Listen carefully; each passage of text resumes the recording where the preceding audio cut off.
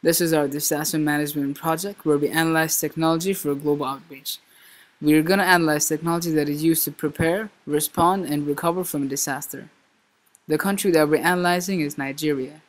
Nigeria in 2012 had a flood that killed thousands of people.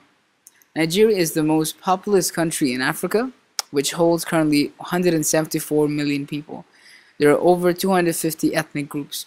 It is an oil-rich country, even though 70% of the population is below the poverty line. Nigeria is known to be ranked number 12 in terms of mobile penetration. We're going to be talking about the mitigation and the preparedness process.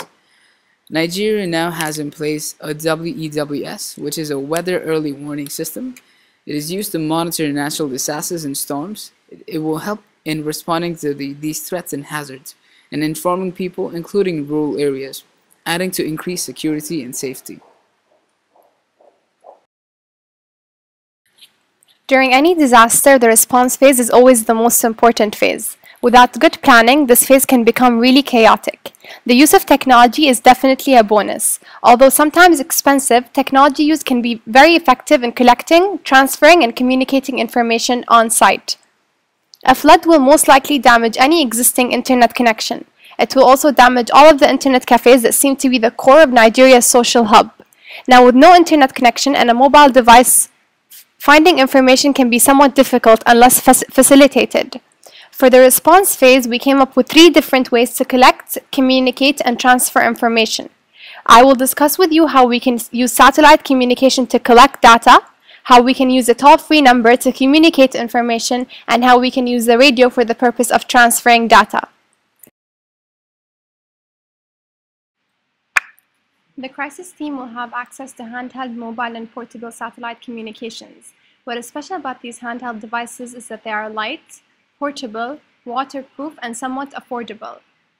As satellites are the only wireless communication platform that is protected from disastrous encounters, this is the most feasible solution for the crisis team to gather data. They will connect to a satellite for internet and will be able to record videos, take pictures, send voice notes, etc. On site, a member of the crisis team can, for example, send an image with a title to CNN in order for them to project it to the world. Another use of this can be sending information to the toll-free number of identified missing individuals, so the toll-free hub can remain up to date. Whether this is done in the form of a photo or a call, information can still be quickly communicated and updated for public use. The crisis team can deliver this information to a hub that will communicate it to the public. This hub consists of a toll-free number. Once dialing this number, an individual will receive options as to what they are looking for. For example, dial 1 for shelter locations, dial 2 for food locations, dial 3 for water locations, or even dial 4 to report or ask about misplaced individuals. Seeing that more than half of Nigeria's population has access to a mobile phone, the use of a toll-free number for the purposes of communicating to the public is a very effective method. This also creates a sense of ease and calmness among the population, as people know that there is a resource that they can use whenever they feel lost. Research shows that up to 80% of Nigerians have access to a radio and listen to the radio on a daily basis. The toll-free number will be announced through the radio. Many public service announcements giving people instructions on how to effectively use this toll-free number and various shelter announcements will also be done through the radio. Through the combination of data from the weather early warning system that we discussed in the preparedness phase and the satellite communications, the crisis team will be able to identify the most dry areas in order to build food and water shelters in. These areas will be communicated to the toll-free hub in order to inform the public. With respect to looting and crime, the crisis team will use their satellite communication power in order to inform officials of any suspects. In order to facilitate aid, the crisis team will work on sending live updates to global media as well as updating a social media account dedicated to the cause.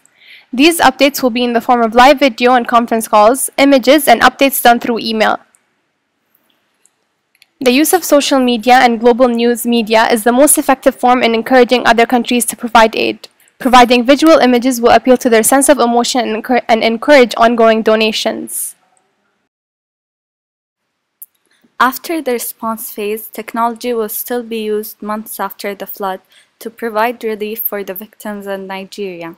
Champs City is a digital cafe located in Nigeria and built to be the largest in not just Africa but the entire world, as certified by the Guinness Records. The location has more than 1,000 computers and is designed to empower government agencies, educational institutions, professional organizations, financial institutions, and IT service providers.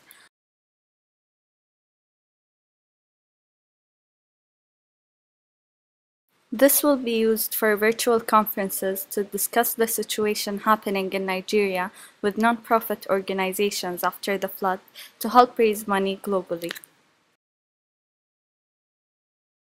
According to Social Bakers, there are currently more than 5 million monthly active users of Facebook in Nigeria, which makes it number 36 in the ranking of all Facebook statistics by country. The largest age group of Facebook users in Nigeria is from the age of 18 to 24, with the majority of male users. Facebook will be used to raise awareness campaigns about the disaster through pages and visuals to reach a larger audience. This will help individuals who want to offer help to take part in the recovery phase. Our proposed application for the recovery phase will still exist after future disasters of this nature, since Nigeria is still an underdeveloped country that will need global support. Non-profit organizations, as well as individuals who wish to help, will always have a communication channel through virtual conferences and Facebook to help Nigeria get closer to the forefront of development and digital revolution.